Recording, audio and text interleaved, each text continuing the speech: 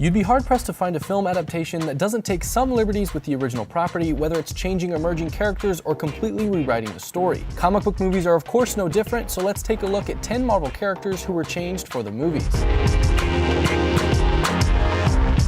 A recent example of a major character change is Winston Duke's portrayal of M'Baku in Black Panther. In the comics, M'Baku wore a white gorilla suit and went by the name Man-Ape, which Marvel producers felt was problematic for obvious reasons. In the Black Panther film, we see M'Baku eventually assist T'Challa, and they appear to end up on good terms, which is not something we've really seen in the comics, as the two have remained adversaries for decades. Dr. Stephen Strange's introduction to the mystic arts came through the teaching of the Ancient One, played by Tilda Swinton. This role was originally an elderly-looking Asian man, and Marvel Studios again felt this was racially insensitive, as they would be playing right into an Asian stereotype often abused in Hollywood, and opted to go in a different direction. Although Swinton's casting was later met with accusations of whitewashing.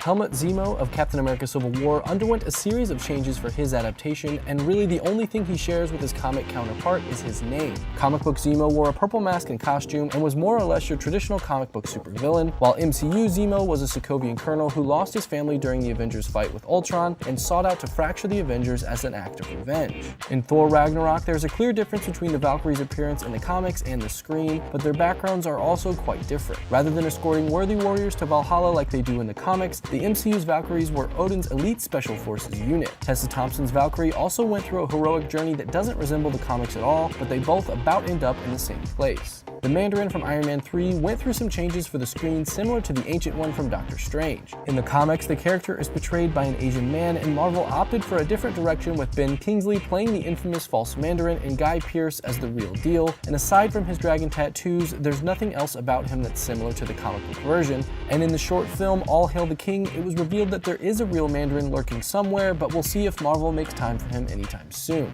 The original Ego the Living Planet is by far one of the weirdest comic book characters ever created, as he's literally a planet with a face. However, for his cinematic incarnation, we see him mostly represented through a human body, and while both versions are villains, Ego's master plan in the MCU to remake the universe by turning all life into extensions of himself was wholly original. You'll remember Carl Mordo from Doctor Strange as the helpful student of the Ancient One that trained and assisted Stephen Strange through most of the film, but in the comics this character craves power and conspired to kill the Ancient One while Strange was in Kamar Taj. By the film's end, however, Mordo does set out to rid the Earth of its other sorcerers after hearing of the Ancient One's deception, and is now a villain much like the original, but for different reasons. The adjustments made to the Vulture in the MCU versus the comics is slight but definitely worth mentioning. In the comics, Adrian Toomes is an engineer who built his flight suit and turned to a life of crime after losing his job, while the MCU adaptation puts him at the head of a salvaging company who turns to crime after losing his job. And the suit itself is constructed by the Tinkerer using Chitauri tech left from the Battle of New York. Let's go all the way back to the start of the MCU with Abomination from the Incredible Hulk. While both versions of the character are not very fond of the Hulk, the circumstances that turn them into Abomination are vastly different. The comic book version of Emil Blonsky was a KGB agent who was hit with the same gamma radiation as Bruce Banner while he was infiltrating an Air Force base in New Mexico. But the Blonsky in the movies was a British Royal Marine brought in by General Ross to track down Banner, and was eventually given a version of the Super Soldier Serum to help him stand up to the Hulk. But it wasn't until he was injected with Banner's blood that he turned into Abomination without the ability to revert back.